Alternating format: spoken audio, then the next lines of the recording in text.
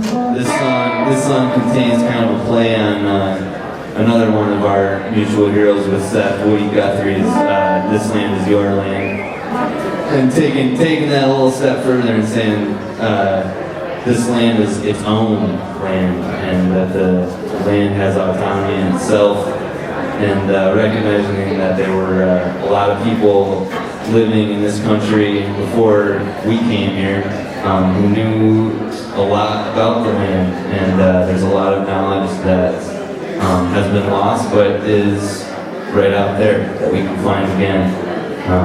So looking back to that, we're also looking forward.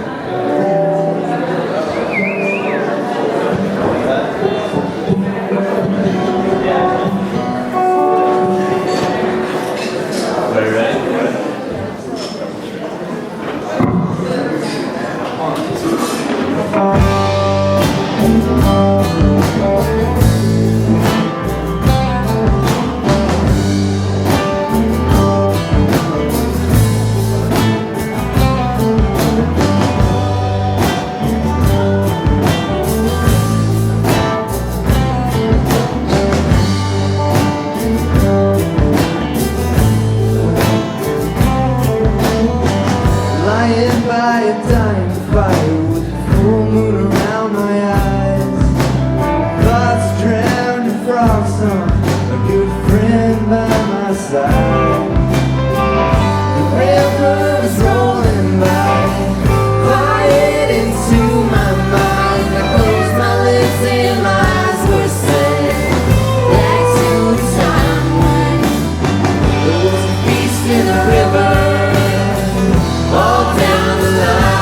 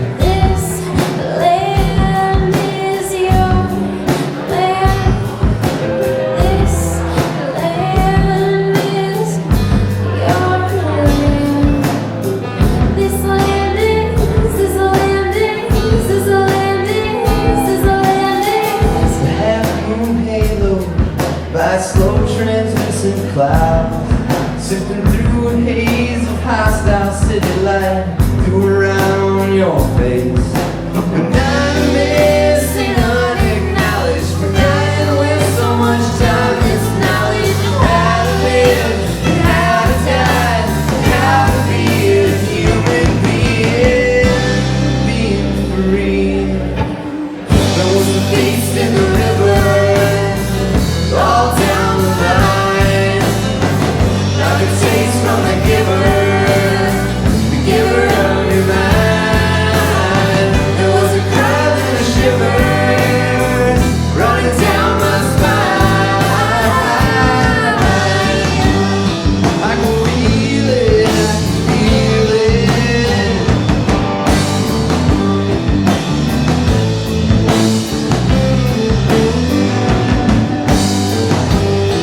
can feel it, I can feel it.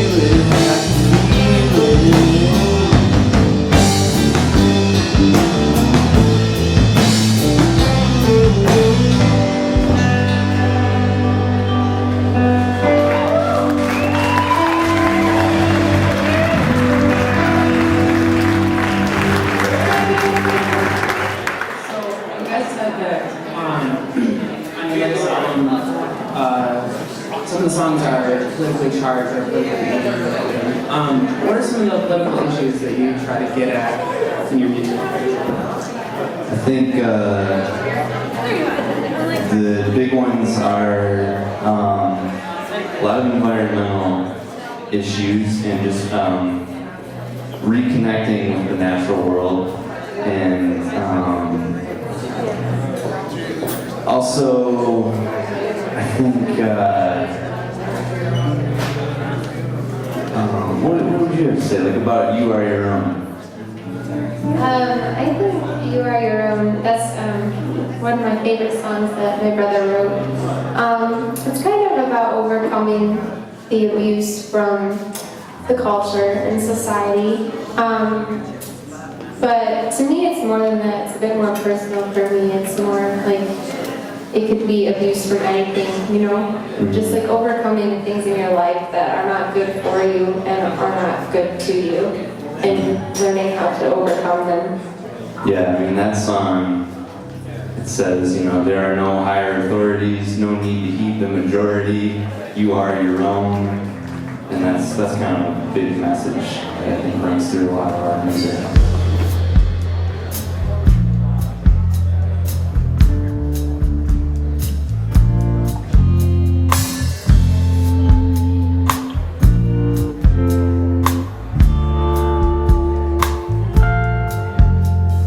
What we once believed to be true, we now know not to be. Founded in genocide, we're stewards of a catastrophe. This is the American earth. This is the American earth. Her Majesty's splendor, it's beyond our wildest imaginations. In metropolis and in wilderness, build trust, earn tenderness. This is the American earth. This is the American earth. Well, stock cars all race close to the same speed, and the big cups come down to strategy.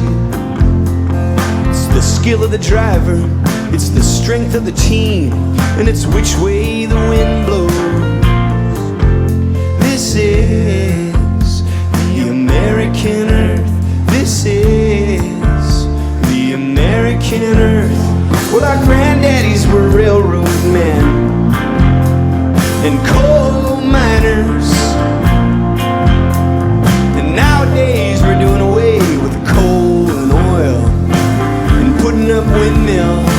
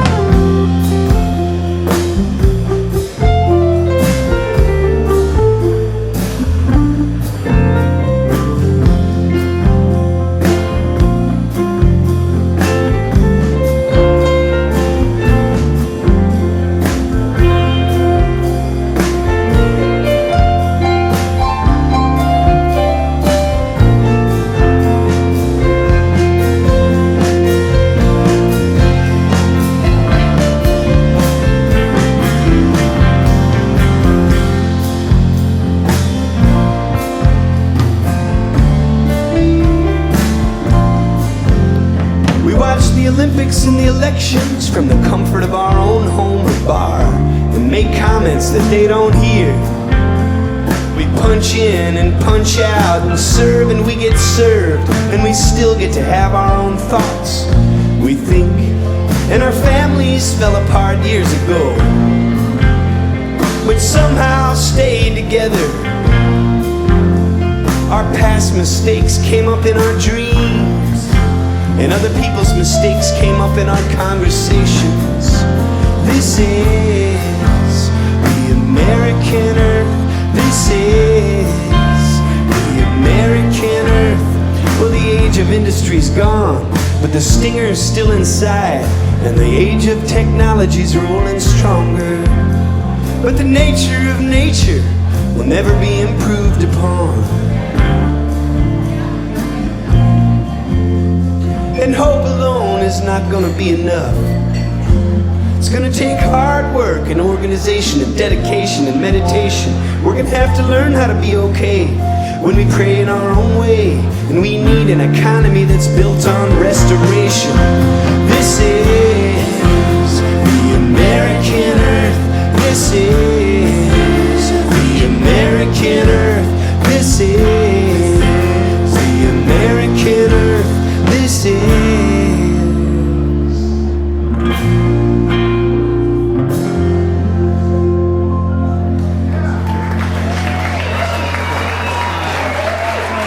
How did it grow from the Earthwork Farm into nowadays Earthwork Music is your label and collective of musicians? How did it turn into that? Well, the farm was kind of the inspiration behind the Earthwork Music, the collective, taking shape. Like I mentioned, that we had a lot of really earthy kind of stuff going on. My parents, my mom was a social worker, my father worked for the DNR, and then they both bought the farm and decided to raise their brood there. Mm-hmm. And we hosted a lot of school kids along the way, and I think the collective sort of took shape. We had the first Earthwork Harvest Gathering, which has now happened for 12 years. We've got Luke Sass on the crew, stage managing, and Muskegon's own Ryan Williams as a site manager, and Melissa helping with volunteer stuff. Lots of folks from this part of the state help out with the Earthwork Harvest Gathering. Big Dudee Roo every year. How about another hand for Big Dudee Roo, you guys? Amazing set. So the dream of carrying on some of the spirit of that community around music, it was cooperative, it was collaborative. The dream of that sort of funneled into this idea of having a collective which could function somewhat as a record label, but could also function as an organizing principle for musicians to come together around some shared intentions of using music to build community, to empower youth, to stand up for social justice and ecology.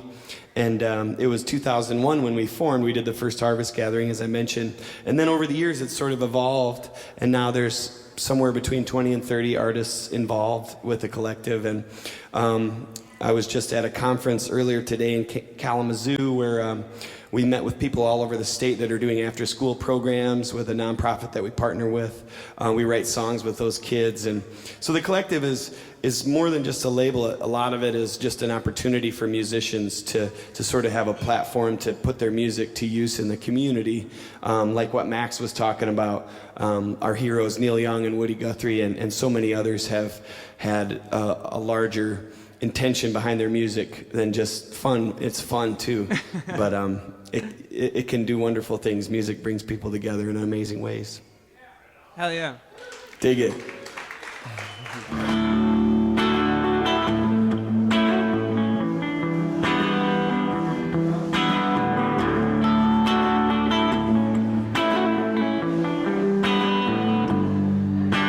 Zeke really moved that bus around, flipped a switch and skipped on out of town, left a big muss and fuss to be soaked out by the likes of us.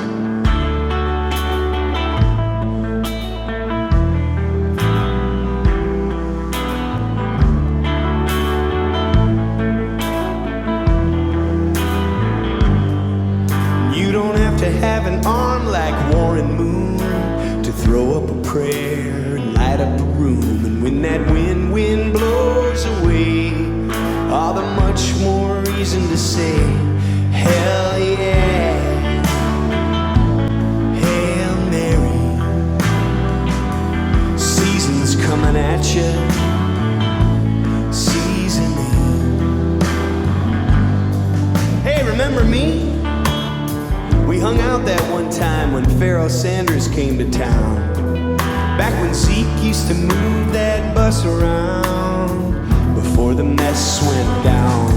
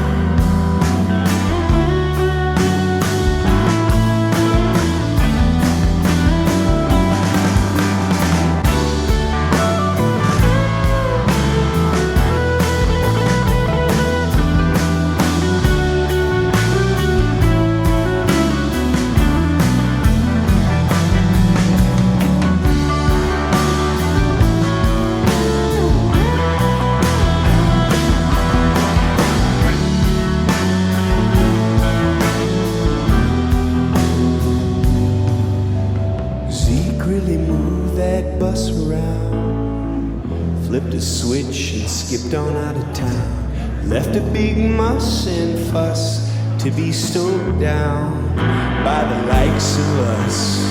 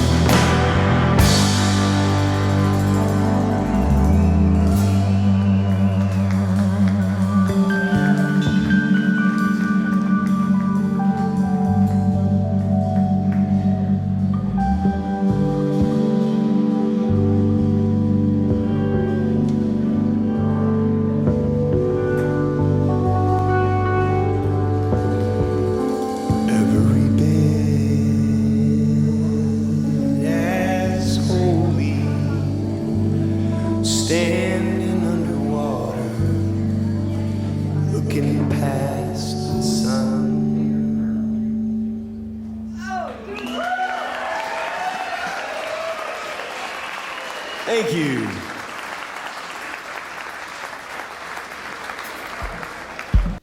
Do you consider yourself, and this goes for everyone in the band, to be a folk musician? You know, definitely, but not just a folk musician. Right. I think Louis Armstrong said, "Aren't all musicians folk musicians? I never heard a horse sing a song." So I think that folk music means you're playing music for and of the people, and and that's the important thing. Woody Guthrie is a classic folk musician, but he might have more in common with Johnny Rotten than he does with some of the folk musicians who aren't speaking for the people. So yeah, I think folk is a good genre for us, but we're all kinds of other things too. Sure. How much, or rather, do you think that folk music and the idea of revolution are tied up together? I sure hope so, you guys, because we need both of those things all the time. Do you think that there are traditions in the folk music world? I mean, I know that traditionally folk music is kind of a building upon of other people's songs and other people's traditions, and it goes way back. It's like a chain. But what are you adding to that chain? How do you feel you're building on the traditions of folk music?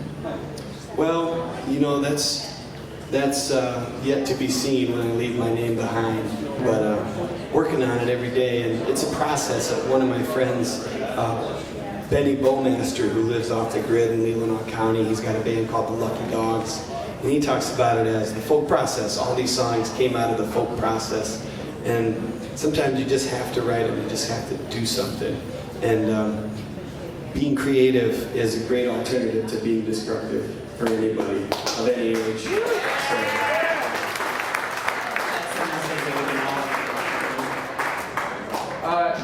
One more question here. Is playing music a full-time job for you guys?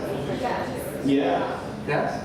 Yeah, we play music, record music, produce music, and teach kids music. We teach kids not just music, but I'm just fresh from this conference. I came in wearing a name tag, you guys, so these thoughts are in my mind. But we teach a school of rock with these kids, and it's a great way to teach them nonviolence and to fight bullying with creative empowerment. So I've learned a lot over the years and studied different techniques and things like that. So music is a great vehicle for those things. So yeah, we're making our living with all these different ways, and they all sort of fall under that umbrella of music and art creativity. That's cool. So you don't have to just be a musician, you can be a teacher or an actor.